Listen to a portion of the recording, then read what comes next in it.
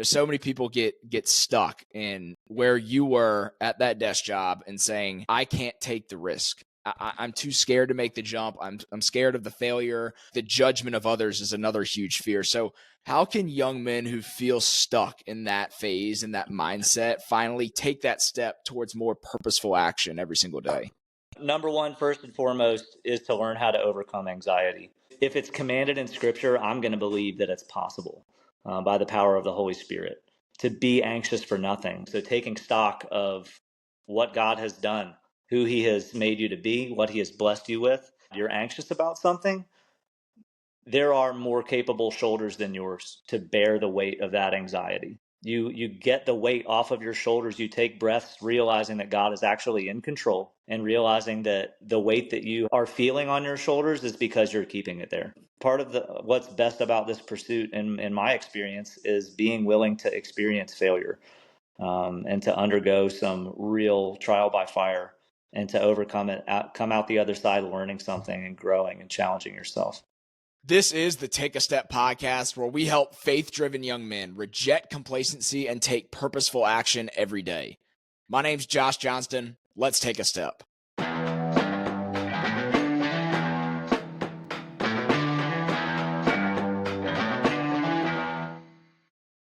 Before we jump into the conversation, I want to give a big shout out to Woodcraft South for sponsoring Take a Step.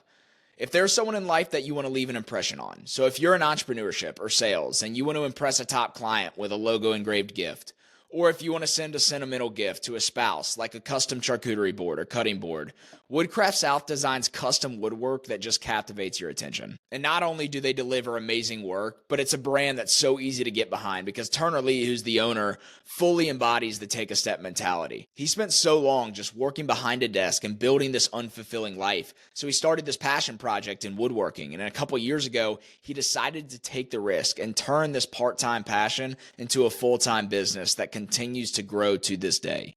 So if there's anyone you want to leave a lasting impression on, or if you just want a custom decor piece to elevate your workspace, you got to check out Woodcraft South. The link to their Instagram will be in the show notes below. Check them out, ask for Turner, and let him know you heard about him from Take a Step. Let's get right into the episode.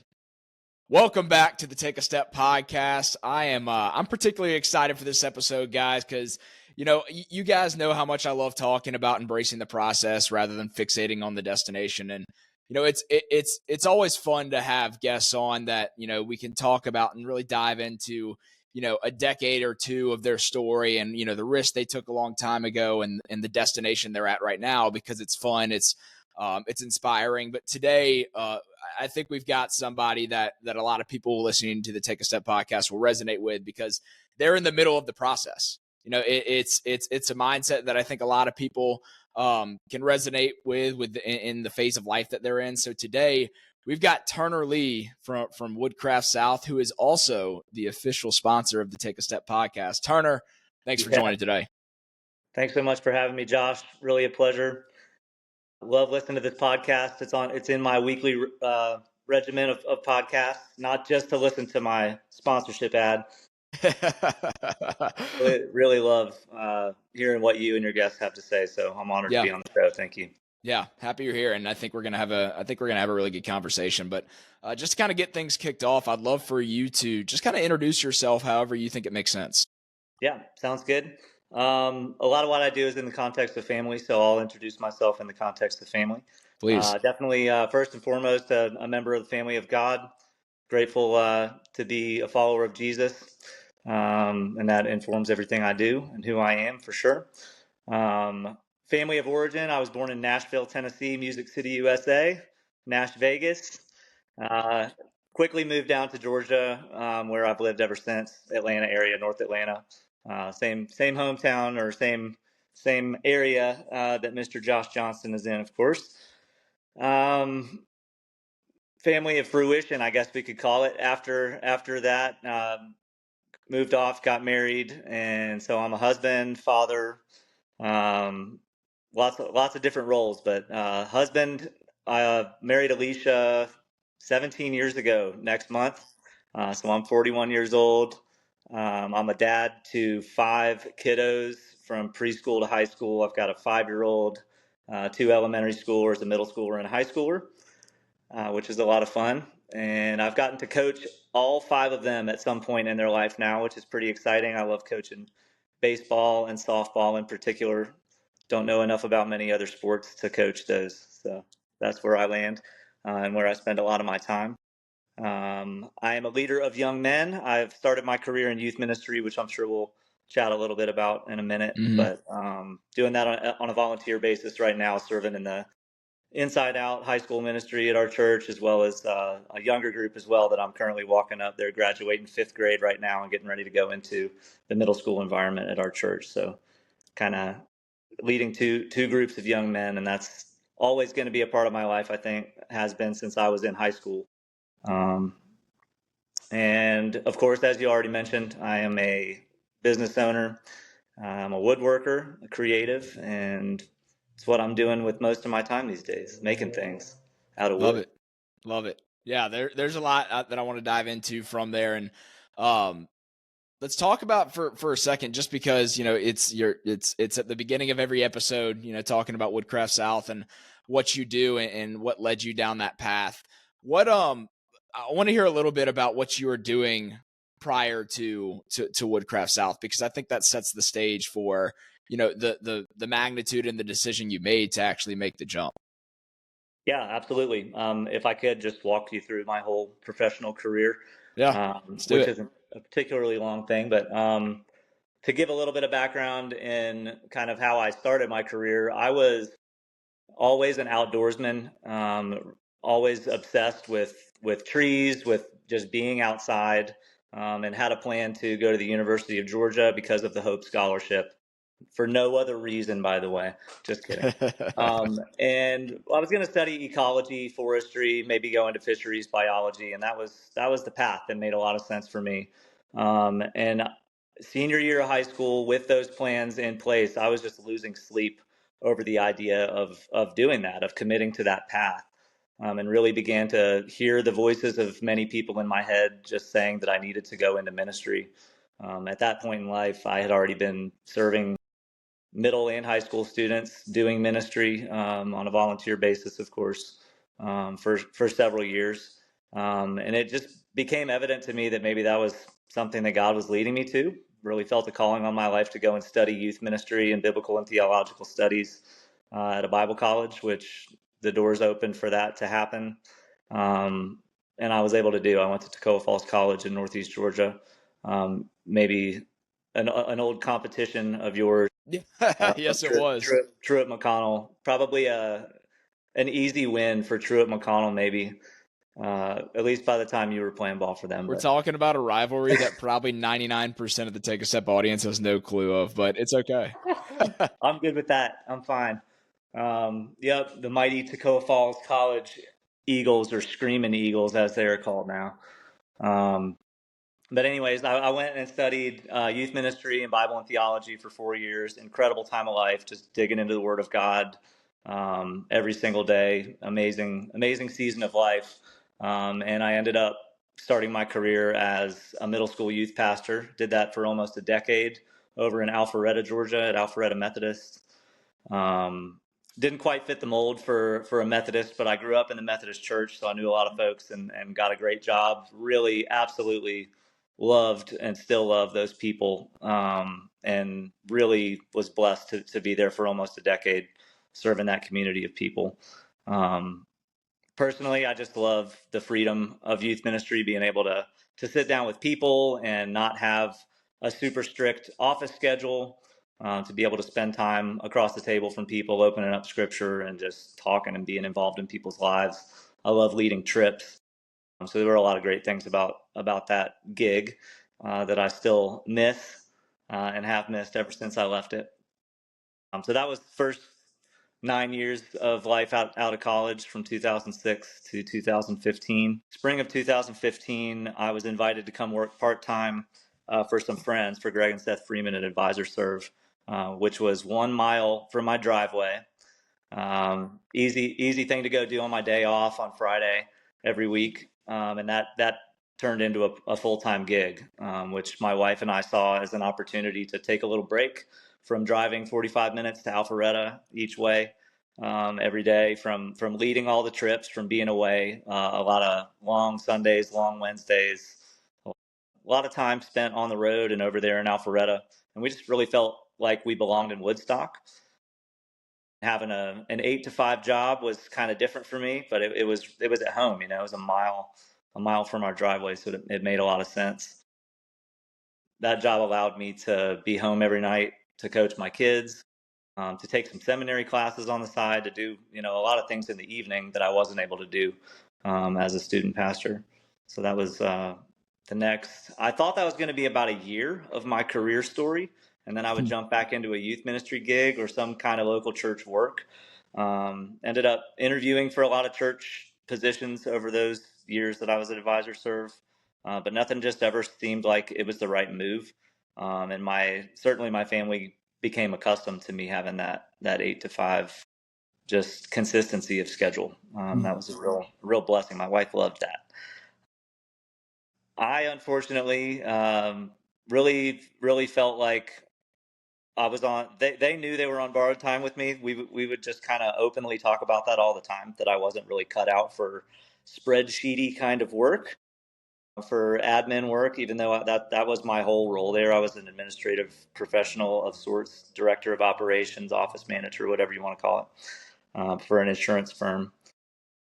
But that ended up being a 7-year season of my life, and that number really struck me when we got to spring of 2022, and I'm thinking, holy smokes, I've been sitting at a desk like Turner Lee has been sitting at a desk for 7 years.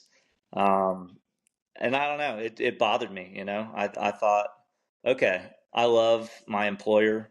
I love my clients. I love being able to do multiple things. There's a lot of great things about this gig. My wife loves me being home every night, but I really feel like I have a calling on my life to do something different, something more fulfilling to me, more purposeful to the world, and more on point just with the calling that I feel like God has on my life. And just began to investigate that, really dream about that, allow myself to think outside the box, away from the desk. And where that eventually led me, really that summer right away, it became pretty clear, like, okay, I am still obsessed with trees and wood, and I'm obsessed with building things. I had a lot of woodworking equipment around my house and my life. I was already doing handyman work on the side for people, and I just started to develop this dream of starting a woodworking company, and started making things and selling them, and realizing that was a passion of mine, more than just a hobby. So yeah, I'm sure we'll talk a little bit more about it, Yeah. but I decided to go big or go home, to start burning some ships. Maybe not burn all the relational bridges, but to really to put my money where my mouth was, because I was starting to make stuff and sell it. Um, I created the company summer of 2022, and went ahead and told my employers, hey, this is a part-time thing for now, but I'd really like for you to start looking for my replacement, and I'll help you hire and train them. And then I'd like to exit at some point, which I did spring of 2023, over 2 years ago. So how did you, like, when you first set out on that journey, when you knew that it was time for you to do something else and you found that that was woodworking, did you have a good plan on how that was going to happen? Absolutely not. No, I had, like I mentioned, just these, even kind of like thinking about my mindset when I was in high school, and shifting that mindset of, okay, this is my path, from ecology and studying at one school to going and studying something else. I kind of had another one of those moments, just thinking about the voices and the influences in my life. My grandfather, and a very dear great uncle were both in the woodworking arena. So one of them more professionally than the other, but I mean, they had both kind of instilled a little bit of an interest for sure, and a love in some ways for building things. And so that was like firmly ingrained in my mind. I take those things really seriously. Like I just think it's really, not that I take it seriously. I just think it's really important and really cool to honor the tradition of origin, like where my family comes from, what they've done in the past. And both of those men have passed away, but like I've felt a sense of calling really to honor those that family tradition and put that into practice and do something more with it. Like it just became um, I don't know, a calling, something that I felt like God had uniquely prepared me to do. I love being creative, and I was in a situation at my work where I wasn't allowed or really didn't have the time to spend being creative. Um, and it just seemed really inviting. And so it was something that my wife and I started praying about and taking steps towards. I definitely did not have a plan. I just had Yeah. kind of all of that background um, in my mind, so to speak. So how many did you have? All 5 kids at that time when you made the jump? We did. Yep, we had quite a crew already. 5 kids and a golden doodle named Daisy, who you may have heard groan just now in the background. So this is what fascinates me is like, all of it sounds great, right? Like it sounds like I know I'm not doing something that I'm called to do. I know it's not fulfilling work sitting at a desk, and I have this passion. And I'm good at it. And I would love to really, everyone loves talking about, burn the boats, like go all in on what your passion is. But at the end of the day, like the talk is one thing, but when you have five kids, like a full family that's relying on you, um, to go from taking, hey, this is like I'm showing up at 8, leaving at 5, getting my paycheck every 2 weeks or whatever whatever the cadence was there, but Yep, like every 2 weeks. it's consistency, and going from that to pursuing this passion that seems like this fairy tale dream. Where was your head at with that, and how were you able to explain that to not only your family but also anyone else? It was like, man, what are you doing? Like you have a family rely. Sure. Oh, there was a lot of resistance from family members and people just talking about that, and in my own head before I even talked to those people, just that mindset of or the realization, I guess, of somebody else has paid my salary for my entire career. For 16 years, somebody else has been responsible for stroking the check. Um, and maybe it's a false sense of security, but you have a sense of job security that is, pretty staunch in your life when somebody else has stroked that check for 16 years, and when it just automatically comes. You have an agreement or a contract, and you're going to get that money. That was a major hurdle and a major challenge early on, just shifting from that mindset of, okay, of course I'm gonna do my best at my job, and they're gonna pay me. That's what's gonna happen. As a business owner, yeah, I think the realization was forefront. Even working at it part time while still having a full time job, it's like there's a real possibility here that I'm gonna work really hard, harder than I've ever worked, and I'm not gonna get a paycheck. That is a big shift. But it's like all things in my life, even the career. Yes, I have children, I have people to take care of. But the mindset is never like it. For most of my career, has not been I'm doing this work for the paycheck. I need the paycheck. I've got to support my crew. Yes, Mm-hmm. but like I've always been very clear about wanting to do my work, um, to do my work well. Um, Work is not part of the curse. It's not part of the fall. Before mankind fell, God said, "Be fruitful and multiply, and work the land. Like do the work." Mm-hmm.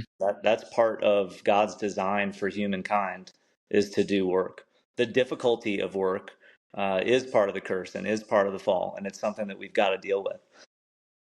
But I've never viewed the work that is set before me as something, to get around or to just get by or get through. I firmly believe that God uses our faculties, all of our talents and skills and mindsets to better His creation. Did you take that same mindset to the desk job, or did the desk job give you the realization that you now are not operating with that mindset and you need to figure out something that allows you to work based on something that you actually have a passion for? Yeah, that's a great question. I think early on, especially because it started as something part-time, I mean, one of my only reasons for doing it was because, hey, we need some extra money. Yeah, of course. That's not a great place to start, something that becomes a full-time gig. But because of that, yeah, I think I did get a little discolored there for a while, and was, working the desk job for the paycheck, and that slowly came back around. Certainly by the time COVID came around and we had that little period of time where we were working from home, um, for me, that was a big, like, eye-opening moment. Being able, just experiencing a tiny bit more freedom, like to walk outside in my backyard during the workday. It was like, oh, the birds are singing. I've really, really missed this, to just open up a little bit of freedom in the life. That was huge for me. And it made me realize how, I don't even know what the right word is, just secluded I had been, in my work. I was very, I'd never dreaded going to work during that season of life. I'm extremely grateful for it. It was easy work, so to speak. But if you've read Pat Lencioni's Working Genius, I mean, very much the stuff that I was doing. Highly recommend the book, by the way. Um, What are your two areas? they're not spreadsheets. I'll tell you that. Those are those are working tolerances for me. Things that I can wrap my mind around and do because I have a brain. But yeah, they're the first two. It's wonder and invention. And sitting at a desk doesn't lend itself to that in many scenarios, right? Certainly, the work that I was doing for during that season of life didn't lend itself to the freedom to have wondrous and inventatory thoughts. Those aren't Wondering words for about me. what the next formula is to combine cell A1 and cell B1. Right.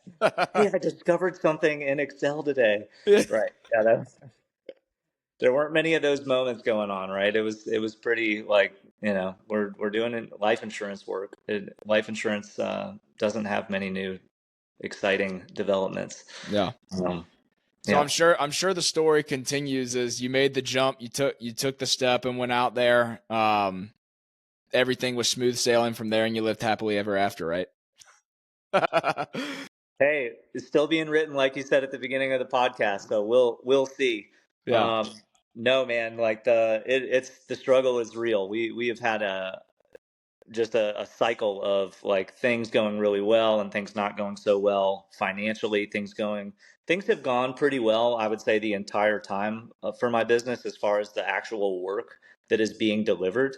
What has not gone well is my ability to manage time and my ability to actually estimate upfront how much a job is going to cost me so that I actually make a profit, which is necessary. Hmm. Uh, I think the unique part about that, though, is that is something that you cannot learn until you're actually in the process of doing it. that's right, because everybody does woodworking differently. There are certainly tried and true methods. There are right and wrong ways to do things, but there's still several orthodox approaches to doing, several different joinery methods, for instance, just the way you put wood together, Hmm. that make a big difference in how much time it takes and how much money it costs.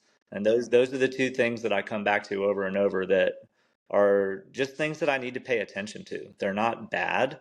They're part of my work, and part of this learning curve that so far has taken me 2 years. And I'd say I'm just on the precipice of hopefully learning how to do that well. What As the economy goes up and down, sure, prices are going to change, and in my world, I might take measurements for a job and start quoting a job 4 to 6 months, sometimes, usually 2 to 4 months, from when I'm actually going to turn around a big project and get it delivered. And a lot can change, with the economy and with prices of materials in those times. Um, but I'm wrapping my mind around it. We're getting there for sure. We're making strides in systems and how much time I allow myself to spend on quoting jobs. I think it's really become more about just establishing a relationship with a client and taking earning their trust, as much as I can before actually starting work. That hey, it's wild too, just doing jobs that I've literally never done before. I've never built some of the things that I build before. That's exciting to me because I like wonder, and I like the idea of inventing things. I don't really have to invent many things. There's some kind of project out there somewhere that somebody has built in the history of the world that I can find. Usually, if I'm building something, it'll be similar. We'll have an inspiration piece, so to speak, that I can work off of. But it's almost more exciting to me if somebody trusts me with, hey, yeah, okay, you said you've never built one of these before, but can you? Can you build it right? Can you build it well? And it's like, yeah, I think I can. Yeah. It's having that little bit of confidence that, yeah, I think we can figure this out, and giving myself the leeway that if I start down a path and it's not going well, okay, I'm going to start over again, and it'll just take me a little bit more time, and I'll make Mhm. a lot less money, and that's okay. Yeah, I mean, you talked about not having a plan once you got started. Like you didn't have this plan, which to most people seems insane, right? Like you're gonna make this jump. You don't have a plan. You have a family to support. You just have Yep, this idea. Like it seems crazy, but everything you just talked about, the best plan in the world would have helped you zero it. I think you're right. Yeah, I mean, I think I would have found myself really disappointed along the way you know, if I had only started the business because I had a good plan in place, Mm-hmm. right? I think it would have been really scary. I preach to people all the time that it's great to have a plan and but to also have the perspective that it's a plan. It's going to change. It's not a recipe. It could become it could become a recipe that you hand down to family members eventually. But the proof's in the pudding. Until you do it, you actually make something good, you don't know if it's going to be the prescription. You don't know if it's going to be the recipe. You just know you got to have you got to have some kind of plan. And I did some initial business planning. It's on one piece of paper. I still have it. I look at it from time to time. I've upped my game in planning of late. Oh, I know you have. Yeah, but you said something a second ago that's the key. It's like unless you do it, you don't know.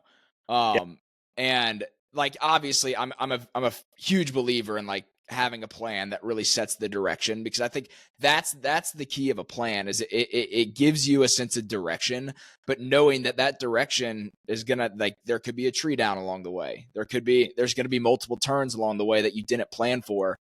So being able to pivot is great, but at the end of the day, if you never took action on what that plan was, then the plan was worthless. Like I reference a quote from Donald Miller all the time. He says, those that take action on a bad plan or no plan go way further than those that never took action on a great plan. And like you're a absolute testament to that, where it's just like every risk that would deter someone else from, the paralysis by, or experiencing the paralysis by analysis of wondering, what all could go wrong. Maybe I'm not going to be able to put food on the table next week. Maybe what happens if we have a hospital visit? Like every scenario on the book, I'm sure I'm talking about a lot of the things you were thinking about at the time, but at the end of the day, it's like, what I love your example of like what did God create work for? yeah, Um, and having that mindset around it, and also going back to your lineage, and like it's what your family of origin did, and like I think there's just so much power in seeing, hey, this is what I feel like I was created to do, and taking action on that. yeah. Thank you. You remind that quote. I think that really, really realizing that about work has been huge for me. That it is something that God created that's good. Because a lot of people, and myself included, you find yourself in a rut every now and then, and thinking, "Man, I just can't wait till the weekend," or "Man, I don't want to go to work today." I don't want to feel like that anymore. Like I think we're called to create. That's a direct quote in a book title by Jordan Rayner, another highly recommended book, called to create. Just if you can switch that, if you can flip that switch, from I don't want to go to work today to okay, this is where God has me today. Not even flip the switch all the way to I'm designed to do this. This thing that I'm walking out the door to do today is going to change the world. Like, okay, I hope so, but I mean, just flip it from I don't want to go to work today to this is where God has me today. You know, the work that is set before me today is the work that I'm going to go and do with excellence. I'm going to represent the Lord well and do it to my fullest ability. And if you can't do that, then maybe it's time to take some steps. Maybe it's time to think about, dream about the possibility of doing something else. You know, the doing what you love every day is not a promise that we are given by God. Being able to have meaningful work that you do to earn a paycheck, that's not a promise. But in my scenario, I'm living in the land of opportunity. Like it seems like a possibility and something that I can honor God by doing. So why not do it? Why not pursue something that's going to light me up, or do what lights me up, and try to earn money to support my family and make the world a better place by doing it? Why would I not do that? Yeah. I mean, it's there's so many different attributes that not only you have to have in order to do that, but also that come from taking that action. And I can tell just from you doing something that you love on a day-to-day basis, like who that's molded you into. Did that can you tell a difference in yourself from when you were sitting at an office every day to now being able to do what you love every day? Yeah, absolutely. I mean, I'll call myself a slow learner. So ask my family how I'm coming along with that. But yes, in my spirit, certainly I can. I mean, I am more alive and more, I dream more. I think bigger. Um, I would like to think that the people in my life would agree, Yeah. that And I I want to am. ask about you. You talk about Yeah. your family. I want to ask about your family because for me, like I resonate with a lot of what you're saying because I was working a desk job. I was working an outside sales job doing, work that really was not fulfilling to me in the slightest. And both like for those 4 years of my life, I saw a complete different person on the weekends versus at 5 o'clock on a weekday. And Sure. I was showing up, giving my wife a a half representation of the man that I truly needed to be, and the man that she married. So like Yep. for you, how has your family been impacted by you being able to not only have the flexibility from doing something for yourself, but also just like who you show up as for them? So here's the deal there. I'm not there yet. I'm on this path, and right now, the season that we're in, as I am building this company out, I am still having to work a lot of hours. I'm having to work more hours than I was at the desk job. Mm-hmm. Um, you know, part of the reason why I want to be a business owner is to have the freedom to spend the time with my family that they need from me, and to be able to spend whatever time, whenever time I want to spend with them. um, we're not there yet, you know? So a lot of it is this faith journey with my family, like saying, hey, I'm really sorry that I'm not going to be here for this, or that I can't break away to come to your award ceremony today. Mom's going to try to come. Um, but I've got, this project that I've got to get done. And we're in that season right now, but the vision is to not always be in that season, right? When this company comes to fruition in its fullest sense, or at least a fuller sense than it is now, there will be staff support, there will be employees that will be able to fill in for me for an hour or two when I get to go do something with my family. Mm-hmm. And they hear me talking about that, and I think there's enough grace, at least, that they're hanging on with me for now. Yeah. um, And I think I that's like that Yeah.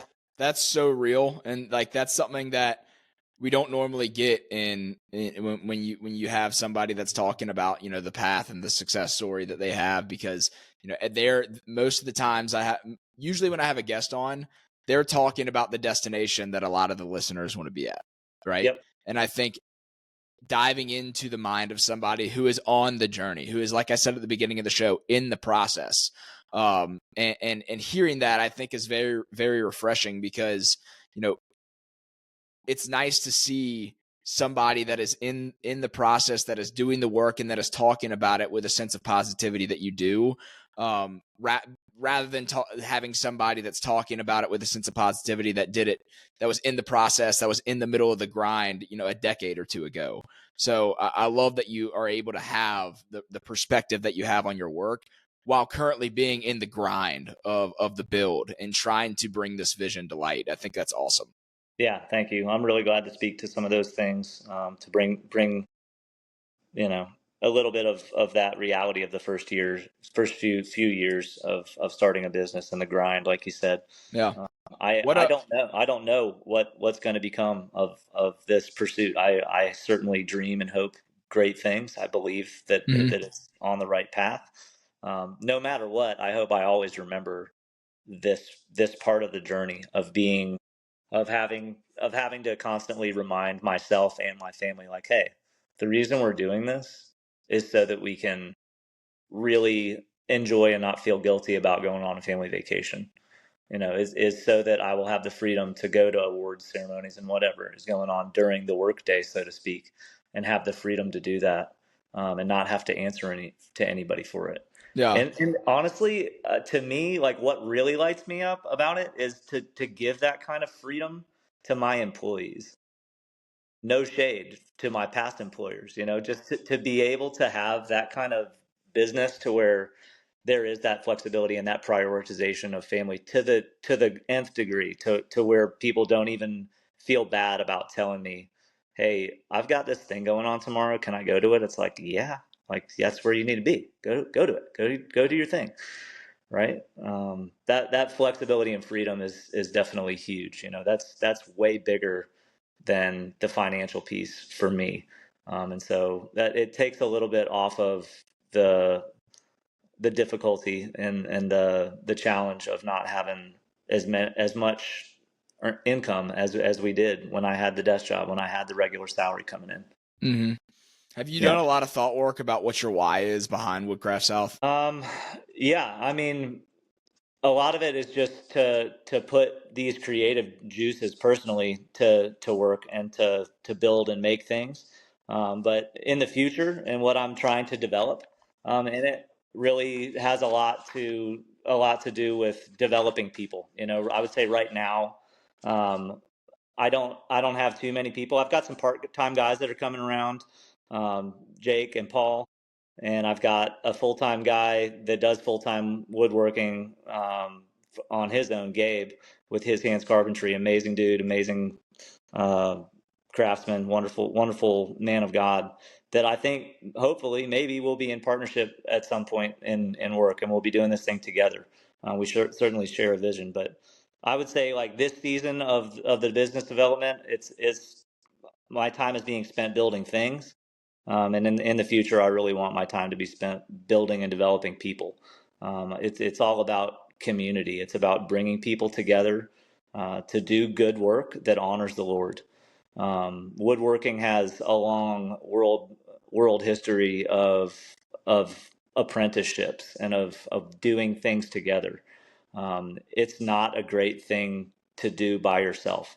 Um, I'm reminded of my recent injury that I'm recovering from, which is when you're in the wood shop alone, going way too fast, and just being even the slightest bit careless, and bad things happen. Right? Woodworking is not supposed to be like that. It's not supposed to be this grind where you're just throwing wood around and cranking out things and selling it left and right. It's really something to be experienced together as human beings, and making things for people that are real in this culture and society where there's a lot of things that are fake, that are digital. Not that digital things are bad; they're just different. We still need real things in our lives, and the things that we're making and that we put before people are so exciting to them and so intriguing and so well loved because they're real. They're made out of wood. They're made out of things that can be touched and felt, and smelled. Mm-hmm. For those of you who are wondering about this injury that he's talking about, Turner now has 9 complete fingers out of 10. It's Um, sad, but it's sad but true. Uh, you get a Healing up fingernail? great Did though. a fingernail grow back? Yeah, I got the nail back. Very Uh, grateful for how it looks, how it feels to come along. I've got some about 4 more months of occupational therapy to do, but we're working hard on it, baby. Goodness. Um, does your work from your time spent in ministry resurface a lot in the work you do today? Absolutely. I make sure it does, honestly. Like I wouldn't be How? doing this. I wouldn't be doing this if it just took me out of the people work, right? Certainly every client interaction I want to get around eventually to talking about Jesus. But it already with my part-time guys. One of my part-time guys is my former youth pastor, Paul, which is so awesome to me.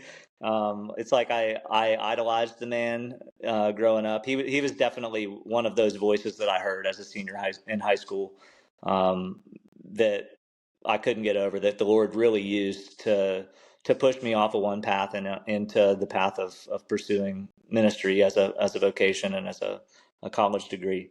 Um, and my other part-time guy, Jake, is, we talk about, we both serve together at church as well. So there's a lot of good things to talk about. We share life together, and we, get into a lot of great conversations. So there's already some, I don't know who's apprenticing who. Sometimes, there's a lot of great mutual conversations that Yeah. are happening. And I think the foundation of the best relationships, at least in my life, that's the nature of the relationship. Is there's a mutual benefit. At certain times I rely on the relationship more. At certain times the relationship, whoever the other person is, relies on me a little bit more. And being able to have that um, connection, I think, is so powerful, especially once you bring that into a group of people who are feeding off each other. Because certain people, everyone has their own experience, and being able to offer that experience as wisdom and guidance for someone else will come back to you down the road if you're surrounded with the right people. That's right. All these three guys that I've mentioned, Gabe and Paul and Jake, like we provide that community and mutual encouragement for one another. Extremely blessed to have the help that I have from those three guys, and I hope I'm building into their lives as much as they're building into mine. It's it's a huge part of the why, for sure. And I envision eventually down the road having our own shop and being able to create a community space, a destination kind of workshop that has a meeting room and maybe has some rocking chairs, and whatever that looks like, a coffee shop, something to where people are actually coming to be a part of the woodwork or otherwise to just be there. Like that's something that we're all very passionate about and want to build out and create over the next however many years. Yeah. I mean, it sounds like kind of a dream reality for somebody that values both relationships and woodworking. Let me ask you this: when like as you're kind of on this journey in the middle of the process, in the middle of the grind, so to speak, what keeps you going when there are those tough days? Like, because I'm sure they come up often. I'm sure there's often the thoughts of, God, why'd I do this? Why'd I get in? Why'd I get myself into this? Where I have like what we were talking about earlier is like when you're working at a desk job, someone else is cutting the check, right? You know Yep. that's going to come in all the time, and when I don't feel like I have an answer, the stress I can imagine is tremendous. So like what keeps you Sure. going on a day-to-day basis on Yeah, I those mean, hard days?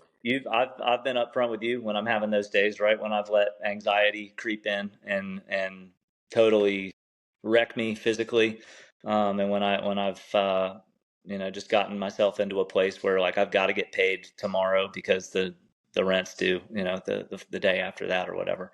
But a couple things. I mean, one, I chose to do what I love, so it's not hard. Once you get going in your workday and you remind yourself, like, okay, I can do this. Like, hey, what I'm doing is actually great. So I mean, Yeah. that's a real benefit and perk, to what I'm doing for sure. But it's also just that accountability, right? Um, I I chose to do this. I signed up for this. Yeah, somebody else, my client's stroking the check, not my employer, but I've got to do this. Um, a lot of these big projects, especially, that are the ones that give me the most anxiety. Um, that's overcomable just by taking stock of what the Lord has given me, my abilities and my people, my part-time guys that work with me, my contract guy, Gabe.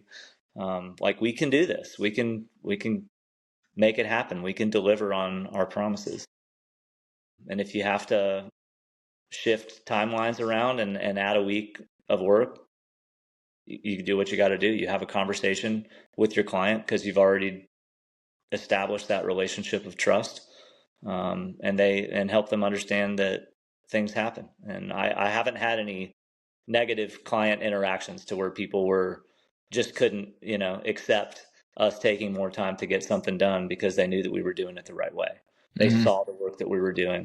Which means if we're doing our work in the shop, you're keeping them updated with pictures, progress reports. And if you're doing the work in their home, obviously they see it. Mm-hmm. Some clients are looking right over your shoulder the whole time you're working.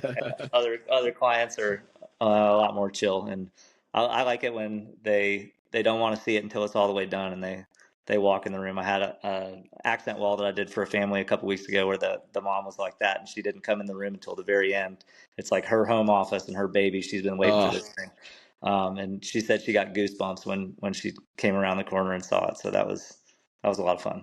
yeah. I mean, going back, like the question about the hard times and the trials and ending off on like the things that give you goosebumps, I think is so cool because Yeah, the hard times, those trials, they make you into, I'm sure you've experienced, a better craftsman and a better business owner. It makes me think of absolutely.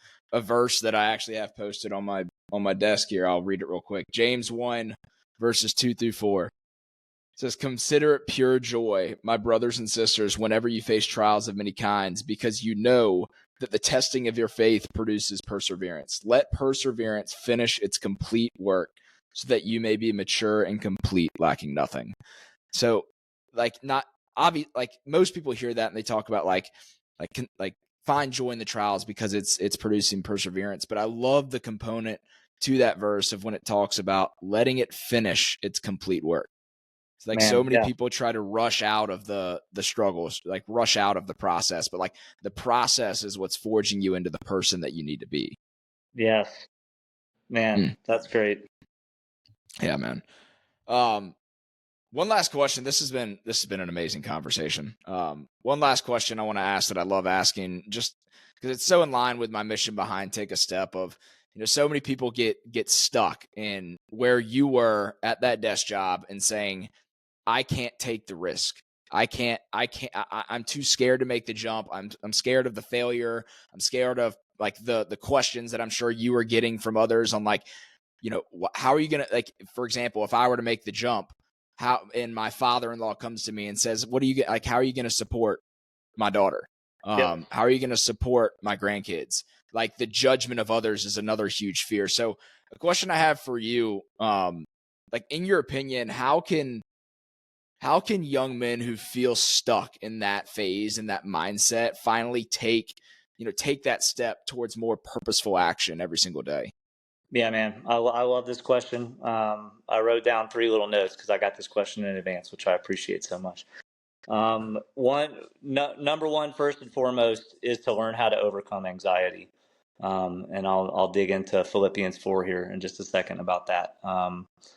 You know, maybe if you're an anxious person or somebody who has struggled with anxiety and you're considering taking some sort of big leap like this in your life, shifting direction, changing a career path, um, my guess is that that gives you anxiety before you even think about taking a step. Just like maybe that's your biggest hurdle. If it is, if you are that person who struggles with anxiety, me too. All right, like I have had a season of life back in college for sure, where I was totally overwhelmed by anxiety. And this passage of scripture that I will read absolutely revolutionized my life. And I think about this passage of scripture almost every day, um, because it's not an antidote. It doesn't erase anxiety from your life. It is the formula, one of the few formulas in Scripture, maybe for overcoming anxiety. This is Philippians 4 verses 4-8. It says, "Rejoice in the Lord always. Again, I will say, rejoice.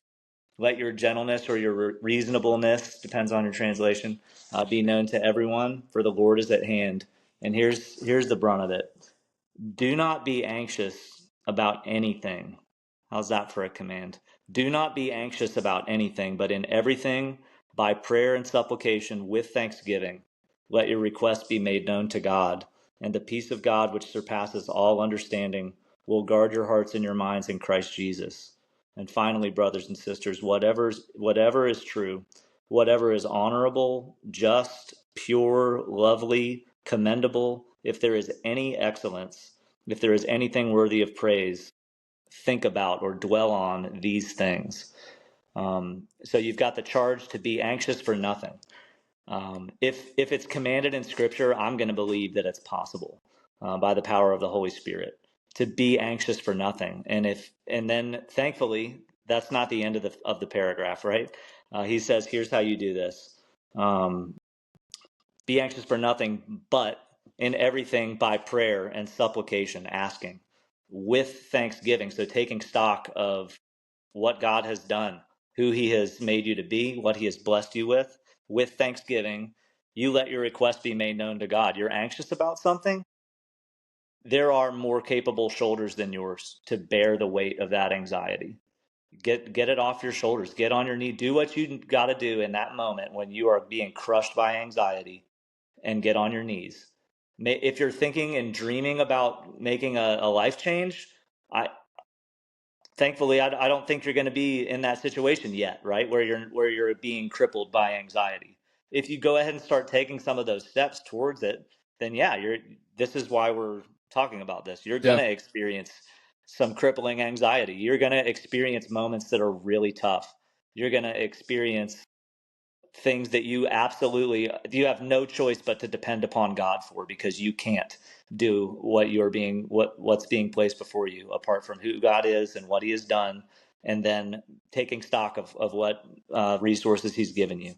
So by prayer and supplication with thanksgiving, you make your requests to God, and the promise is that the peace of God that surpasses all understanding will guard your hearts and minds, not just in what you have said you were going to do, but it will guard your hearts and minds in Christ Jesus. It will bring you back to what actually matters, to the forest for the trees. The big picture is whether this mission that I'm on, this project that I'm on, succeeds or fails, I am a beloved child of God. He is pleased with the effort that I am putting forth. Mm. That's it. And then you get the positive. I like that the positive is at the end. He could have started by saying, dwell on good things, think about good things. But he finishes by saying, you experience things in your life that give you anxiety. Here's what you do: you take stock and you pray. You get the weight off of your shoulders. You take breaths, realizing that God is actually in control. He is a sovereign God, and realizing that the weight that you are feeling on your shoulders is because you're keeping it there. You get it off by presenting it to the Lord, and then you dwell on what's good. Mm. Uh, it's you know it's almost like checking out. Some people would say this is a cop out, like you check out from reality by thinking about what's good, by ignoring the bad. I don't see it that way. I mean, I'm an eternal positive guy and an optimist. I love this verse so much. Finally, brothers, whatever's true, honorable, just, pure, lovely, commendable, excellent, anything worthy of praise, you dwell on these things. That is what you do. You asked a question earlier about how you get through those moments that give you anxiety. This is it. Mm. You dwell on the positive things, and you keep moving forward. You take stock of all the things that give you anxiety. You're not ignoring it.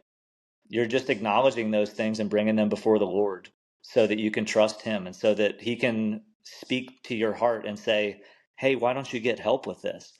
And then you realize that you've got to get help from other people when you just keep moving forward and you dwell on the good things, and it becomes what it becomes. If your project fails, then you learn from it. We're so averse to experiencing failure, or to, as parents, to letting our kids experience failure, that we're not learning. That's one of the biggest things that I am learning as a 41-year-old man. is to how to fail and how to learn from it and to move on, to get yourself back up and keep going. Um, for so much of my life, I've just tried so hard not to fail and had the right resources in place that I didn't fail. I think part of the what's best about this pursuit, in my experience, is being willing to experience failure, and to undergo some real trial by fire, and to overcome it, come out the other side learning something and growing and challenging yourself. I should have just kept my mouth shut this whole podcast. I That feel was like that I was feel like I incredible. talk a lot. That was incredible.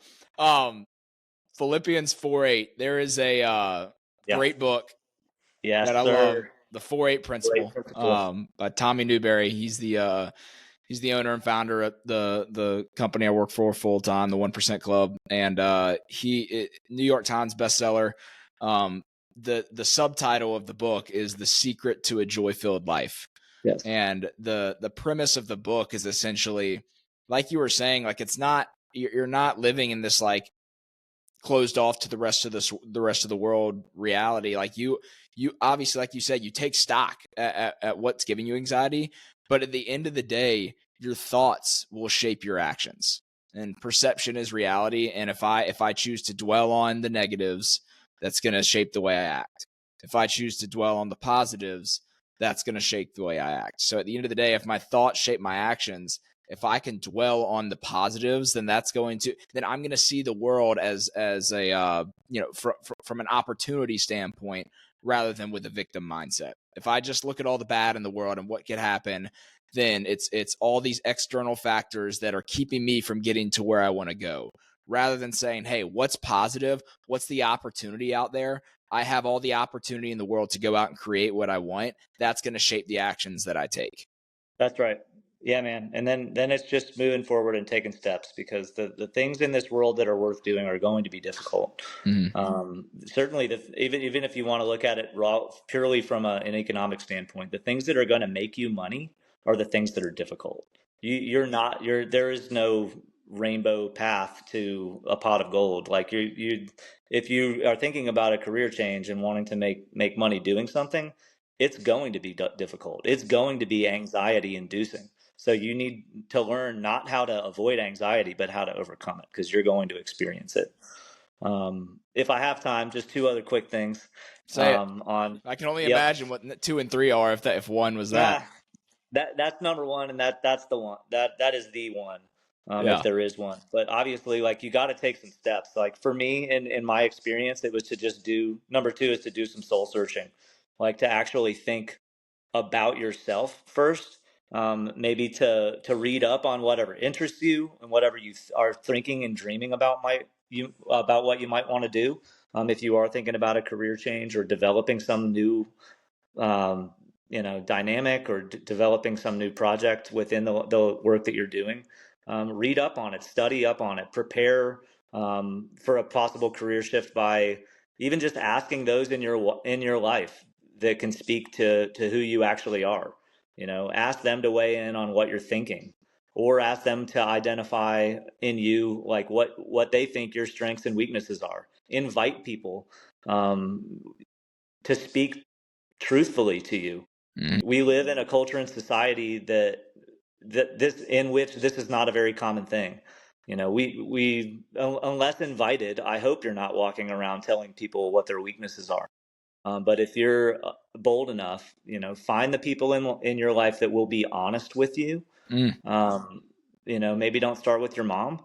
Like, go to somebody that is going to be honest with you. Maybe it is your mom, maybe it is your dad, but find the people in your life that know you well, and tell them what you're thinking and what you're doing. Ask them to be praying with you, and ask them what your strengths and weaknesses are, and what they identify in you that could help you learn and grow, and be a better version of yourself. And that's a great place to start when you're thinking not just about what you're going to do, but like, who are you? What lights you up? How did God make you? What are you good at? What do you need to learn moving forward? And just, what are you naturally gifted at? Because Mm-hmm. that's probably a clue to what you would really enjoy doing, for your career. I'll take this time to just take 30 seconds to plug the tribe, which is Take a Steps community that will be launching this summer, which if you don't have these relationships that Turner's talking about, and like on a real note, every young guy needs those relationships. If you just surround yourself with people that are going to tell you what you want to hear, what steps are you actually taking forward? If there's zero growth that comes without friction.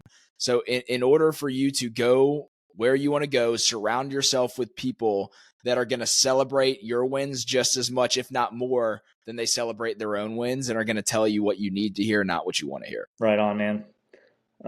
Tell me number 3. Yep, it kind of circles back to number one. Number one was overcome anxiety, but in that obviously was the push to pray. You've got to pray about these things. If you are a man of faith, then you have to actually pray. One, you're talking to the maker of your soul and the maker of your life and the giver of every opportunity you've ever had. But also, if you pray and you're bold enough, like pray out loud and say these things out loud. Say these things that you are thinking about and dreaming out loud. And as you hear them, and maybe as you pray, if you're a married man, as you pray these things out loud with your wife and as you're communicating them to your wife. So maybe number 3 is a 2-part. Part A, pray to God. Part B, talk to your spouse about these things. As you say them out loud to the Lord of heaven, and as you say them out loud with your wife to God, and as you just talk to your wife out loud about these things, you will hear your vision start to get crafted and to take shape. If you know you're looking for a change, you're just not sure what it is, that's okay. That doesn't mean like, well, I'm not going to do anything because I don't have a plan, like we talked about earlier. It means like, okay, let's just start investigating that and praying about it, asking the Lord to direct your steps. Holy smokes.